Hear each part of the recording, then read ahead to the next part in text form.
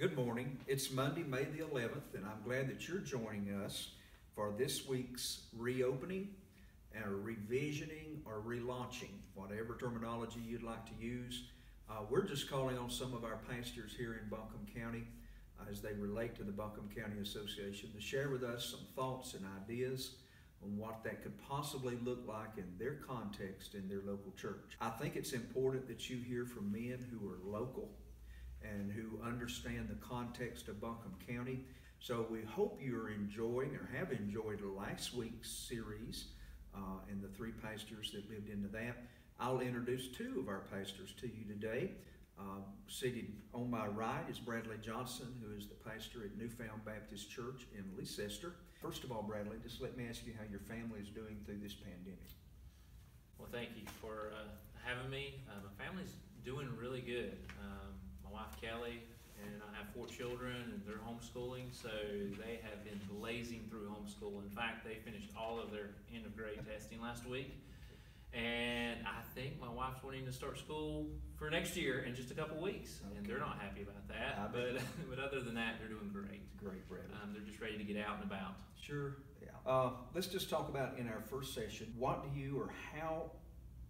of conversation are you having concerning your facilities and reopening in talking with your leaders there? Well, that's something we've been trying to think about for the safety of our people. How are we disinfecting? How are we cleaning? And really, we're not doing much more than we normally do. Our cleaning staff does a great job from week in and week out cleaning, but no one's really been in our church facilities over the last couple weeks. So they're just doing their normal cleaning. We're making sure hand sanitizer is out. We're just trying to encourage people to wash hands. We're keeping doors open so that people's not having to touch doors.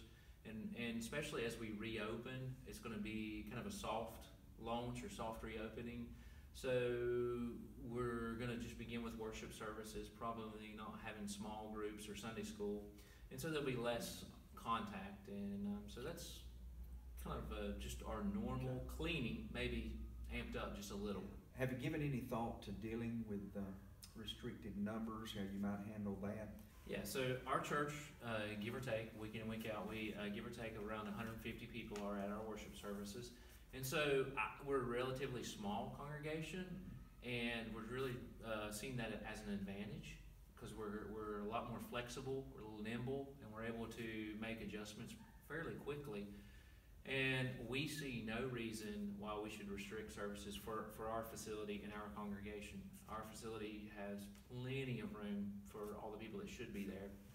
And so we are, as of right now, when we do begin meeting, we'll just begin with a morning worship service, which we're not really sure when that's going to be yet.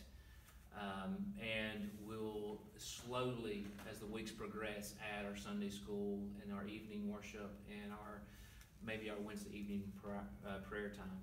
But right now, we're not doing too much online. I was sharing with Johnny earlier that we're trying not to overload our people with so much media. I feel like so much is coming at them. Mm-hmm. And so we're just trying to keep it consistent and just a healthy dose of Bible teaching, encouragement.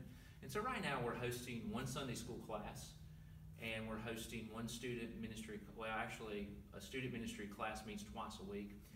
And one of our children ministry leaders leads a Zoom meeting on Wednesday evenings. And so this for us is very temporary, and we're not in the broadcasting business. Our church, we just don't feel like that's where the Lord's called us. So as soon as we're able to open up, we will scale back a lot because we've just found for us, it is a very cheap substitute for online stuff, for our congregation and for our context. Okay. And before all this happened, we were sending out DVDs of our services to our shut-ins, and we want to continue that ministry, but we want to scale back on the online. Correct. How do you perceive the social distancing whenever you're able to get back into the building? Yeah, so something some of our leaders talked about last night was actually beginning with an outdoor service or a drive-in service, and we're going to start that in just a few weeks. And that will give us plenty of room for social distancing. But when we come back into our sanctuary is fairly large in comparison to our congregation, so we're able to spread out. You know, I'm always encouraging them to scoot together, but now I'm encouraging them to stand apart. So we're just gonna just encourage them. I think they've heard a lot about social distancing over the last couple months, and so it's just a gentle reminder for them to spread out, use common sense, and so that's kind of how we're thinking about it for a congregation our size. Great. Thank you so much for joining us for session 1, and we appreciate so much what Newfound means to the ministry in that community. Thank you so much. Thank you for joining us again today. We're continuing in session 1 on Monday, May the 11th, and Johnny Byrd, the pastor at North Point Baptist Church, joins me. First, how are you and your family doing through this pandemic? We're doing pretty well. Of course, Jennifer and I have 2 girls, and so their favorite pastime is usually shopping. So obviously that's not happening a whole lot. Jennifer said last week it's pretty strange when you get excited about going to the grocery store, because that's about the only place they can go. But That's right. family's healthy and Good. for the most part happy. So Great. we're doing good. That's great to hear. Tell us about, in conversation with your leadership, as it relates to your facilities and possibly reopening in the days to come, any changes to your facilities that you foresee? How are you going to deal with that? Well, our building and grounds have been in conversation.